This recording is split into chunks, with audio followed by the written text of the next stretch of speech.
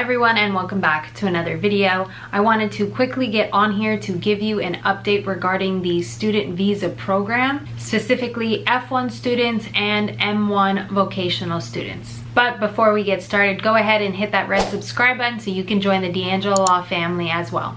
As many of you already know, in order to be eligible for an F1 student visa or an M1 vocational student visa, there are certain requirements that you have to meet.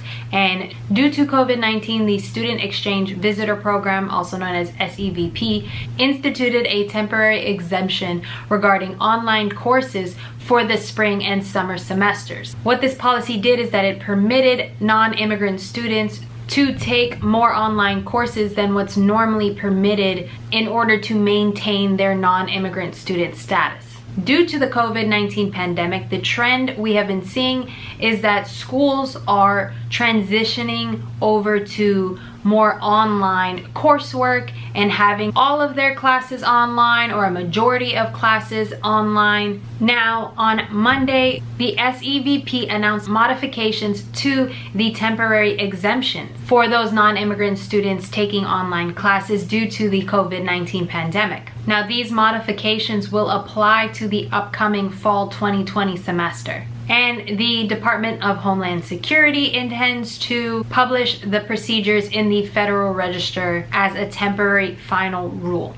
So let's get into what exactly those modifications are. For the fall 2020 semester, non-immigrant F1 and M1 students that are attending schools are not able to take on a full online course load and remain in the United States. The Department of State will not issue visas to students who are enrolled in schools or programs that are fully online for the fall semester.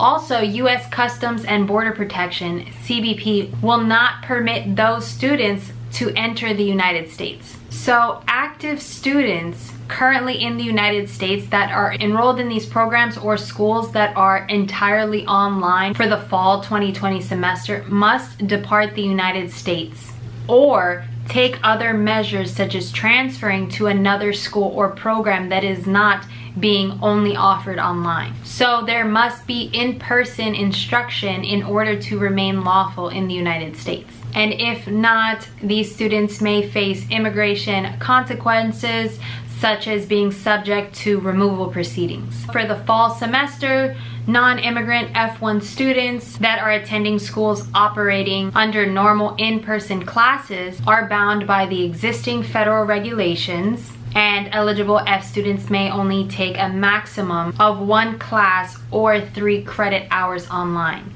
And those non-immigrant F1 students that are enrolled in a school that has adopted a hybrid model, which is a mixture of online and in-person classes, will be allowed to take more than 1 class or 3 credit hours online. However, these schools must certify to the SEVP through the Form I-20 Certificate of Eligibility for Non-Immigrant Student Status that the program is not entirely online, and that the student is not taking entirely an online course load this semester, and also that the student is taking the minimum number of online classes required in order to make normal progress in their degree program. So that specific exemption for the hybrid model does not apply to those F1 students enrolled in English language training programs or those M1 students pursuing vocational degrees who are not permitted to enroll in any online class. So once again, an F1 student that is enrolled in a program or a school that is operating entirely online cannot remain in the United States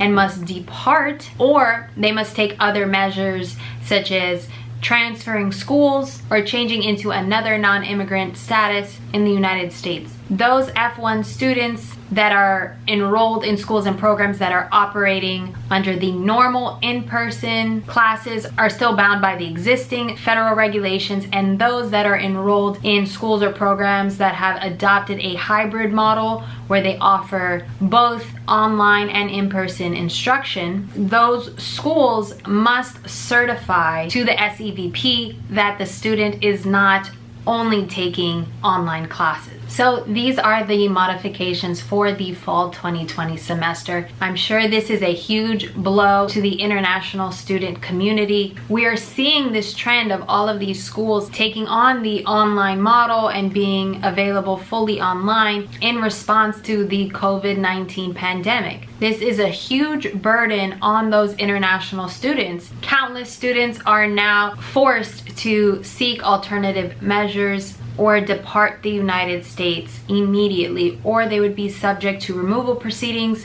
if they don't find any alternative program or school that is not only offered online, that actually is doing in-person instruction. I feel terrible about having to deliver this news, but unfortunately the news has to be delivered to you guys. So let's do everyone a favor and give this video a thumbs up so YouTube knows to spread this news throughout the platform so everyone can get notice of these new changes and the modifications to the previous exemption that was in place for students. Also, make sure you're subscribed with your post notifications on so you can be notified the next time I have an update for you. Thank you for watching, and I'll see you in the next video.